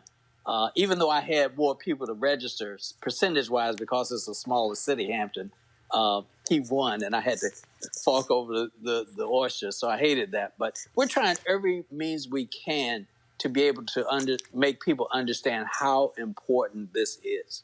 There are a lot of course, when we talk about African Americans, when we speak about community needs, and I often talk about on this show how we have to connect the dots, and what I mean by that is a person is sitting there and they're living in a city, and somebody right now, whether they are in your city, they're in some other city, and they're saying, we need these things for our community. Well, in their mind, they're going to just simply go ask you, without realizing that you're going to go ask somebody else. And then you might be asking the state of Virginia. You might be asking the federal government. And so then those resources come down. And so what folks are not realizing, as far as I'm concerned, is that when they don't take this seriously, you can ask for all that you want, but that sucker is locked in for 10 years. It's locked. You can't go back and say, hey, these things have changed in our city in the last 2 years. No, you're locked. Your city can experience tremendous growth in the next 5 years, but you're still locked into the next census, right? That is correct. That is correct. The count, like you said, at that drop dead date, whatever number is there for you, that's it for 10 years. You don't get it's no replay, it's no mulligan, it's no slipses. That's it. When we talk about needs, what are you hearing the most from your constituents? What do they want? What do they want done? Well, we're the 5th largest city in Virginia, and we're about 60-40 population, 60% majority race, 40% minority. And where you have public housing and areas of poverty, those are the places that are in the greatest need. And those are the places where we're having, generally, as you heard the statistics, the most difficulty in getting the count. Young men between ages of 18 to 35. Children, for some reason, people are not reporting the number of children that they have in the house. Everyone that's in that household, when that person comes to ask you to take that census needs to be counted. It's heartbreaking to see the level of need in the city, and you want to be able to match the resources to the need. And people talk about equity. Everything that's equal isn't always needed the same. Where you have need, you want to be able to have the resources to do more for them. And it's heartbreaking sometimes when, you see the need, you have the plan, you know what you want to do, you know what would help, and then you don't have the resources. And those are the people who generally either don't vote or don't have counted in the census. And it's painful. You talked about how your mayors are competing. What about young constituents, people who are 18, 35? Because if you think this thing out 10 years from now, then they're going to be 28, 45. And so obviously getting them to understand long term what this means too. Absolutely. That's why education about the census is so important. The panelists that you just had, the literature that is out there, we're trying to come up with any means we can, especially for the younger group, because they say, what does it matter? I'm not going to see this money. It's not coming in my pocket. But actually it is. And 10 years when they want to, do something in their neighborhood, they want a street widen, they want lights better in their neighborhood. All of these things are contributed by the amount of money that we have. Also, which is very important, the number of representatives, as the person talked about. Last question for you, and that is, if you are one of those folks knocking on the door, or even just in, actually this here. Talk about the mayors. Have you created, let's say, a competition between churches? A competition in something else. That way, you sort of are getting other people involved in this, where they can sort of, sort of go back and forth on this whole thing. We have tried to create a competition. We've done this with our mayors. We're trying to get organizations and clubs. We have been very responsive to the local census takers in our neighborhood. They have really been good. I mean, they've been very creative. They'll come at a drop of a minute to any type of club meeting, any gathering of 3 or more people. We'll have a census taker there to either distribute literature, inform people about it. So, use the numbers. If you have an organization, you have a church group, you have a neighborhood that doesn't understand the purpose and the need of this, then we really want you to call the Census Bureau. And everybody has a local leader that will come out, will send someone out so that they can educate people to the need of this. This money is important, and we have one shot at it every 10 years. And I just can't emphasize that more. All right, then. Mayor, I certainly appreciate it. Thank you so very much. Hopefully when this... Thank you, my fraternity brother. I appreciate it. All right. Always have a good alpha in the house, folks. Mayor McKinley Price of Newport News, Virginia. I can't wait to, when this COVID thing dissipates, so I can get down and see you. I live in Northern Virginia, so it'd be great to get down there and play some golf.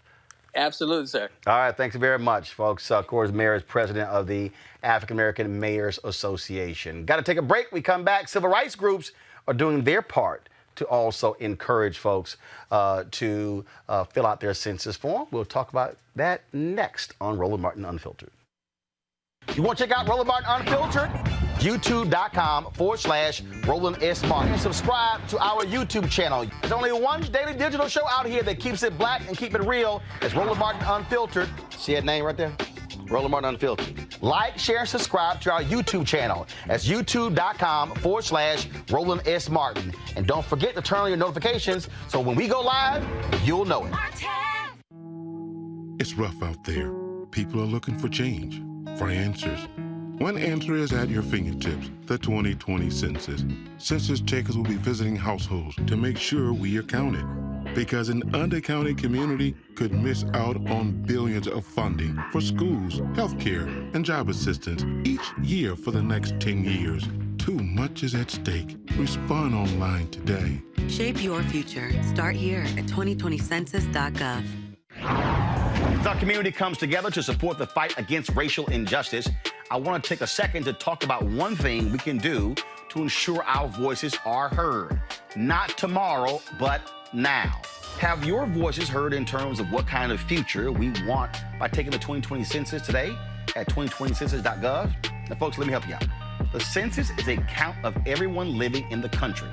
It happens once every 10 years. It is mandated by the U.S. Constitution. The thing that's important is that the census informs funding, billions of dollars, how they are spent in our communities every single year. I grew up in Clinton Park in Houston, Texas, and we wanted new parks and roads and a senior citizen center. Well, the census helps inform all of that and where funding goes. It also determines how many seats your state will get in the U.S. House of Representatives. Young black men and young children of color are historically undercounted, which means a potential loss of funding or services that helps our community. Folks, we have the power to change that. We have the power to help determine where hundreds of billions in federal funding go each year for the next 10 years. Funding that can impact our community, our neighborhoods, and our families and friends. Folks, responses are 100% confidential and can't be shared with your landlord, law enforcement, or any government agency. So please, take the 2020 census today. Shape your future. Start at 2020census.gov. All right, folks, civil rights organizations are united in pushing Congress to extend the deadline for the census count. But the reality is that if it doesn't happen, we still have to drive this thing as hard as we can. Joining us right now is Beth Link. She is the Census Counts Campaign Director for the Leadership Conference on Civil and Human Rights, and Melanie Campbell. She's the President, CEO, National Coalition on Black Civic Participation. All right, glad to have both of you on the show. Beth, I want to start with you, and that is, look, date's been moved up, and the reality is, if it doesn't get changed, we have to ensure that we are counted. And so what does that look like? Yes, you're right. I mean, the bottom line is, as you've heard on the show today, the census is about money and power. And look, Roland, the Trump administration and Trump wants to erase Black people from the 2020 census because he knows that it's our shot at getting billions of dollars to our communities and the political power that we deserve. And that will enable us to be able to make real change for our families and our communities. We are doing everything that we possibly can, whether it's census city challenges. Mayor Lightfoot has a census cowboy on the south side of Chicago. Last weekend, we texted over 350,000 people who had not yet responded to the census, inviting them to respond in our Sisters for the Census text bank. But the reality is that the census is allowed to proceed with this truncated timeline. The Census Bureau will not have the time to count everyone. And we're already seeing that the Black community is behind. Michael, at the beginning of the show, said that nationally response rates are about 80%. That includes responses at the door. But when we look at the Black community, on average, predominantly Black communities are 10 points behind the national average. But if you look at specific communities, the south side of Chicago, we're seeing self-response rates in the 30s and in the 40 percentiles. We're seeing in Detroit response rates in the 40s.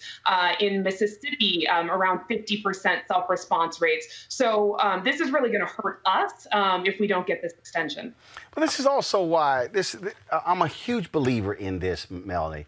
And it's not just with the census, it's with civics across the board. Messaging matters. And I think connecting the dots matter. And I just think the census is one of those things that people, they hear about it, but I don't really know. And then we sit here and talk about those of us who live and breathe public policy, billions lost. The person like, I don't know what you're talking about. And this, I think you got to operate like my man Joe Madison said. You got to put it where the goats can get it, where you got to make it as plain as possible for somebody to go, oh, I didn't realize that the census affects that. Right. Well, Roland, you helped us launch back in February, Black History Month, right? And we said due to in 2020, vote and be counted, right? And so we didn't know at that time we were going to be dealing with COVID. So we've been actually, while we're out here getting out the vote, tying voting and the census as about building power, as a power dynamic. 2, it's about your money. It's about our money, getting that money. So we say it's about money, power, and respect. And then the respect comes in being able to make sure that we show make sure that as Black people that we're fully counted, but we're fully counted so we can leverage that power politically, economically, through our issues around health care, being able to tie in through this COVID-19. So for these next 30 plus days, because we're right with Beth, with the leadership conference and all of our colleagues to keep pushing for the Congress to intervene. And at the same time, we're looking at that September 30th date. This last push, we said, this is it. We got to go hard. Like my sister Latasha said, we got to go hard in the paint, right? We got to do everything we can. And while we're knocking on doors, a lot of our folks are knocking on doors, doing safe distancing as best we can. We're the phone bank for the next 30 days. We're pushing the getting counted and voting early. So we just had to tie them together. We thought that was going to be what we do for the first half of the year, but who knew? So our message: do too in 2020, vote and be counted.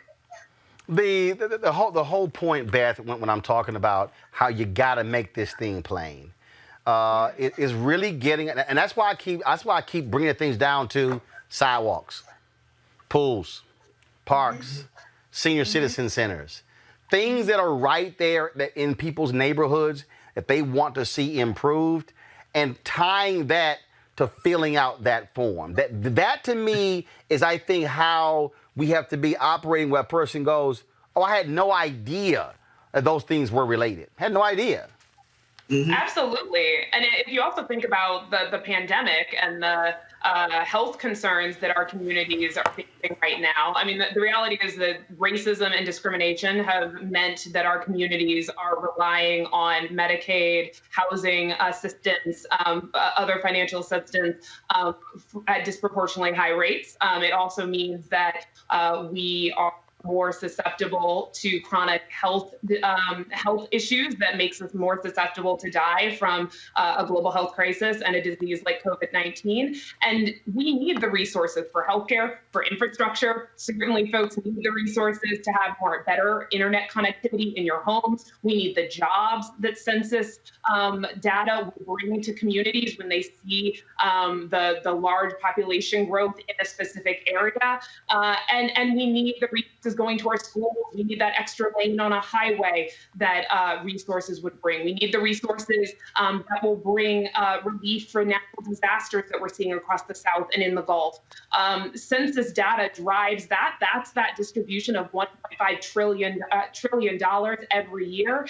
And if we miss out on our piece of the pie, it will impact us certainly for the next decade, but could impact us for generations. And that's really what we're talking about when we're talking about participate in the census, but also make sure that communities are not deprived of their right to participate in the census by truncating the timeline. And Congress can extend those timelines, but the House already has. It's up to the Senate in an upcoming COVID-19 relief package or any other moving bill. It's urgent. It has to happen. And our communities need time to respond so we don't miss out. Obviously, Melanie, COVID has impacted everything. I mean, the reality is normally you have a ton of outdoor events, things around churches, all kind of different stuff to sign people up where people are congregating and going. But you actually have none of that.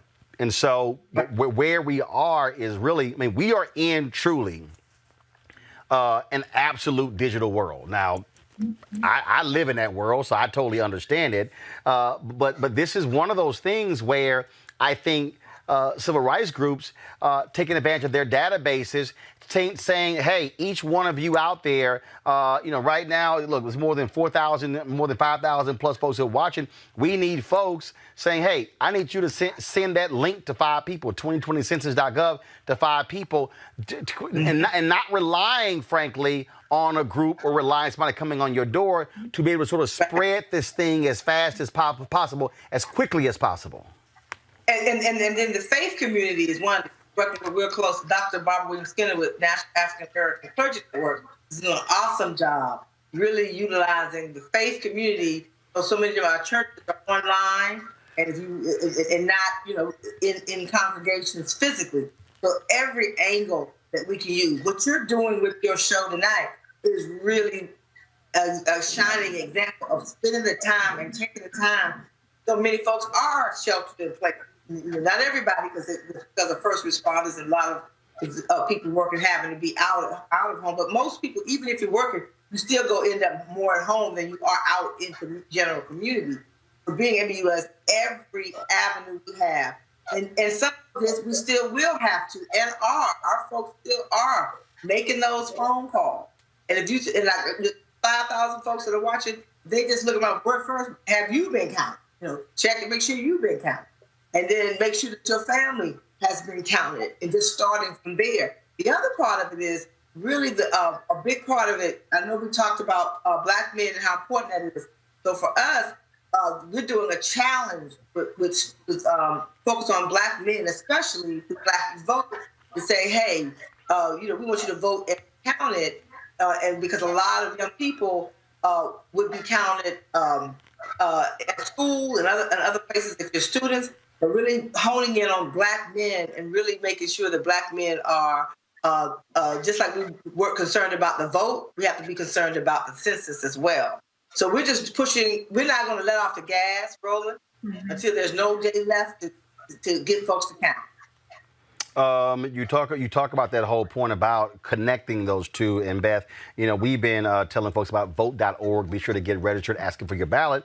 But at the bottom down here, they have 2020 Census, where they can fill out the form right there as well. And so, again, to me, this is one of those things where you're in a constant state of messaging, pushing out to as many people as possible.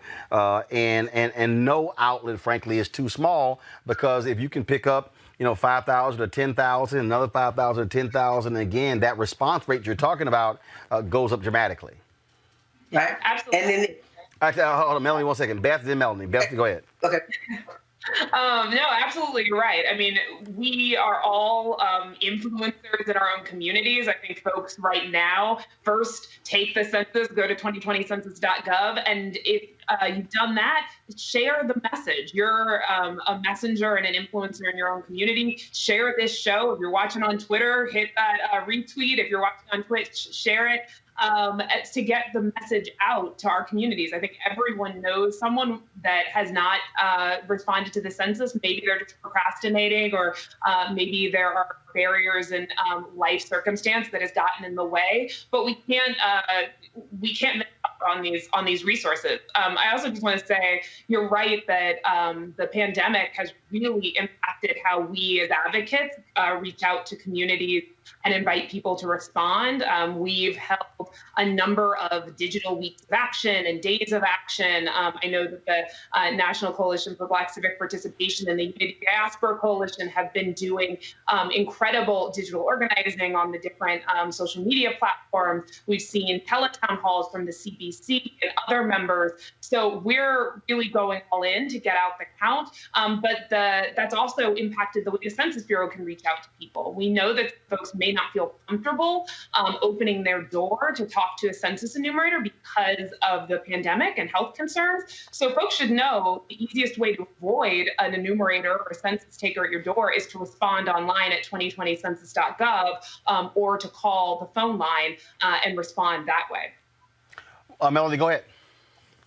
The other piece was the need to make sure that we engage Black immigrant communities, the Caribbean community, and folks from the African diaspora, because that's a big part. If you think about 2000 census and 2010 census, the Black population growth, a good part of that is Black immigrant communities, and so really making sure that we're engaging. So we're close with Dr. Claire Nelson, who's really pushing with the Caribbean community, and Benjamin Afrifa and others.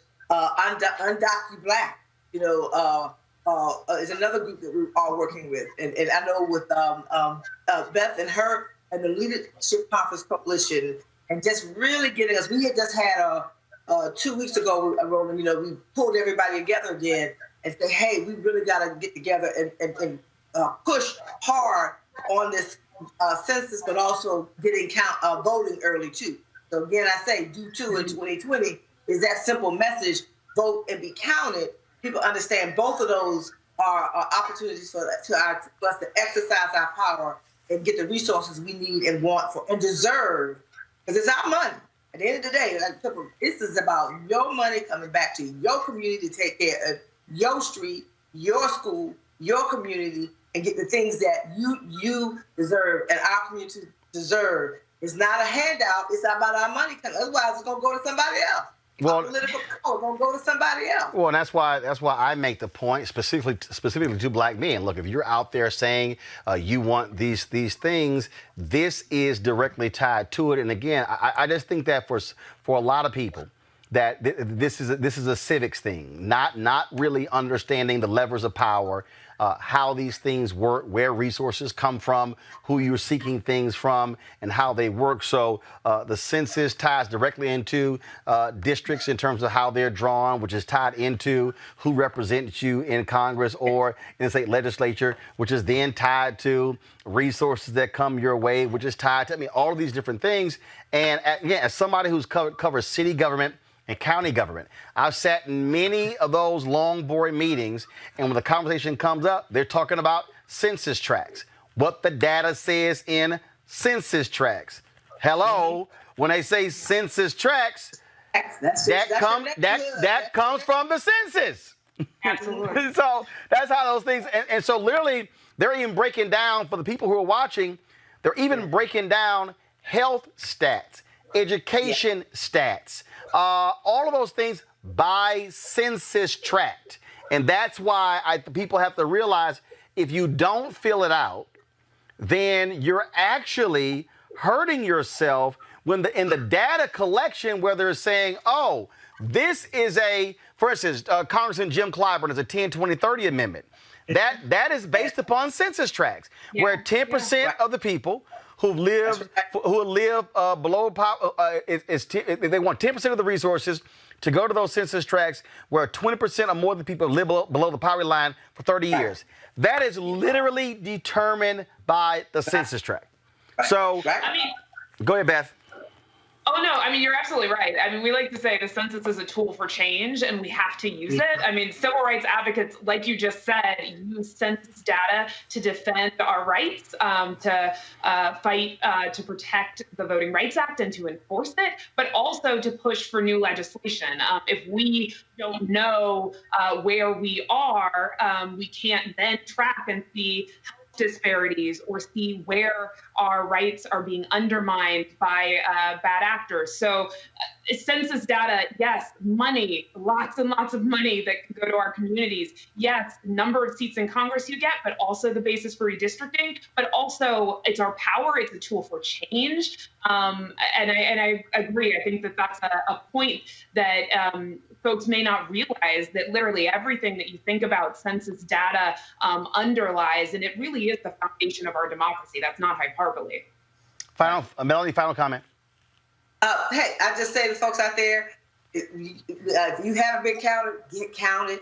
Make sure you get counted. Make sure you vote, and so we can get that. It's about money, power, and respect, and we deserve every dollar. We deserve to control the power. We talk about going on these streets where we're having to protest.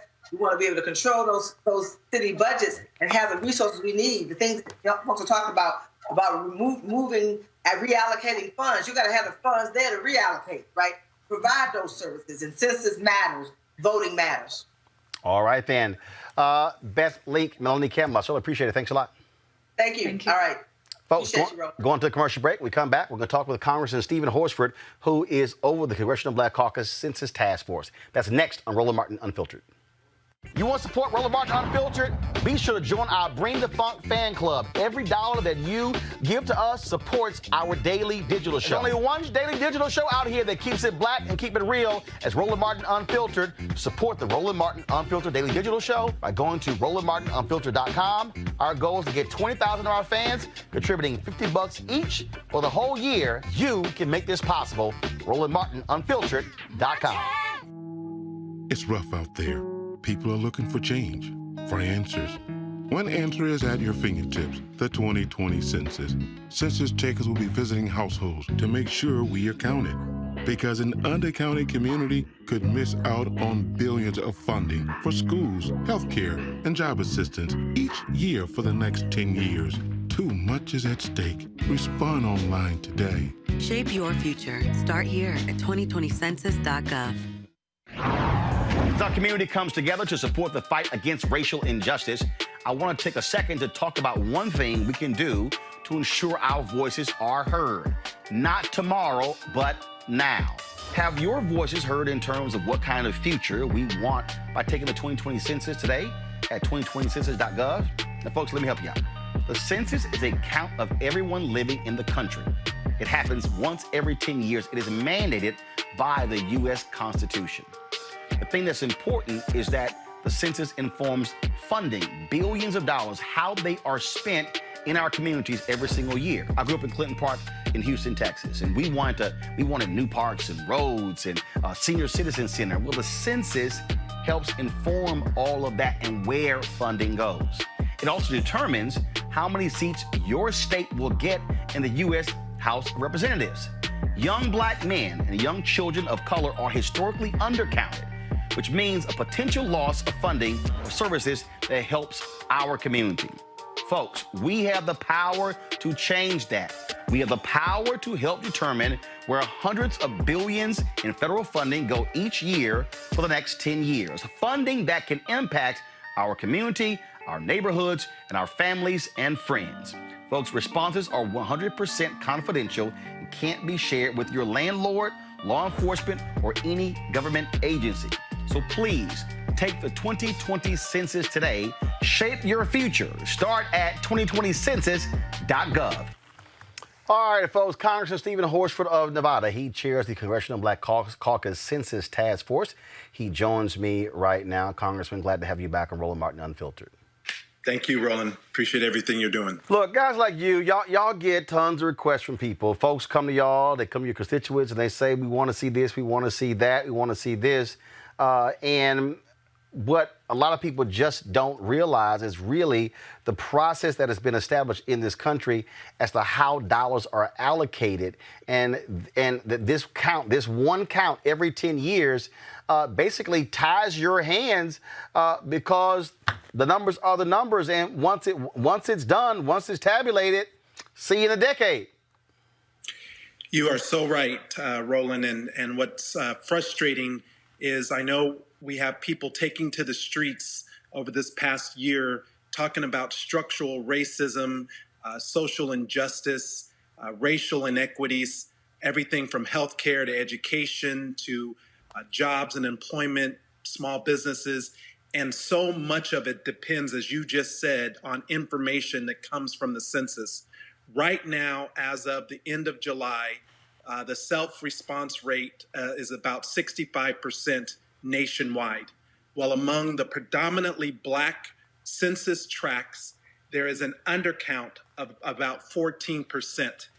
That 14% equates to billions of dollars that we will lose every single year over the next 10 years. And I want to make this point. I'm hopeful that we're going to have a new administration, and we're going to have the history-making new vice president in Kamala Harris. Well, guess what? A Biden-Harris administration will advocate for more funding and investment in our schools, in healthcare, in funding for colleges, historically black colleges and other things. But if the data isn't there, the money can't flow. And that's the message that I want people to hear, is that we have to be counted in order for this money to get to our communities, not just now, but for the next 10 years. So when we talk about on the congressional level in terms of what the task force is doing, how have y'all been really helping to shape and reshape this whole issue to ensure that African Americans are being reached? Because again, I hear it all the time. CBC ain't doing jack. They ain't doing nothing. They don't accomplish nothing. But this is one of those things where folks don't see how the sausage is being made. So one of the things that we've been doing is working very closely with Stacey Abrams' organization, Fair Count and Fair Fight. I know you were just talking to the Black Roundtable, as well as the Leadership Conference, as well as the National Urban League and the NAACP. So we have been convening these organizations for more than a year and a half now. under the leadership of our chairwoman, Karen Bass. But specifically, we have looked at every member of the Congressional Black Caucus. There are 55 of us. We know exactly what the response rates are in each of those districts. We've done heat maps to show where the response rates have come in under count, and we have been targeting those resources. Our majority whip, Jim Clyburn, literally is putting up billboards throughout South Carolina in his district over the next few weeks to encourage people to get out and vote. We've conducted town halls nationwide and in our district. I conducted job fairs in my district where we were able to make sure that people from our very community got hired as enumerators. And I know one of the biggest issues that you've pushed us on is to have accountability for the Census Bureau and where the millions of dollars of marketing money is going, and whether or not there's money coming to Black press, to Black media outlets in order for that message to reach our community. So we've been doing a lot, but unfortunately, we're up against the same forces that don't want our community to vote. They're the same forces that don't want us to be counted. Why? It's structural racism. They want to prevent the resources, the funding to come to our community. They want to take away our representational power in our congressional seats and in the legislature. My congressional district that I have the honor of representing got created in 2010 because we had a fair and accurate count. Well, I'm the first African American to serve in Congress from Nevada. I'm actually the first person of color from Nevada to serve in Congress. And so that matters. Representation matters. But if we are not counted, we're going to lose the progress that we've made. So, again, we have until the end of September. What have you been seeing among African Americans in your state, how they have been able to make this, to really drive this messaging home and get African Americans to understand what they must be doing? Well, what we've been doing in my state and in my district is working with community-based organizations, trusted faith-based leaders, our churches, of course, the Divine Nine, our fraternities and sororities, to talk about the importance of this and to get out, even in the midst of COVID, and encourage people to make sure that they're counted. All right, Congressman Stephen Horsford, it's always great to have you on the show. Thank you so very much. Keep up the good work, and we'll keep pushing the message out every day to get our people to understand this money is ours, and we got to make it happen. All right. I certainly appreciate it, sir. Thanks a lot. All right, folks, that is it for us right here on Roland Martin Unfiltered. We certainly thank you. We want you to know if you want to support what we do at Roland Martin Unfiltered, be sure to join our Bring the Funk fan club. Go to Cash App, $RM Unfiltered, PayPal.me/R Martin Unfiltered, Venmo.com/RM Unfiltered. You can also send a money order to New Vision Media, NU Vision Media, Inc., 1625 K Street, Northwest Suite 400, Washington, D.C., 2006. And again, our goal is to get 20,000 of our followers by the end of the year to contribute $50 or more for the year. That's $4.19 a month, 13 cents a day. We do that, then we are self-funded and we are able to do what we need to do to ensure that we are spreading like this message. Look, they're not going to be other shows, not going to be dedicating a whole hour to this issue. Why it matters to us?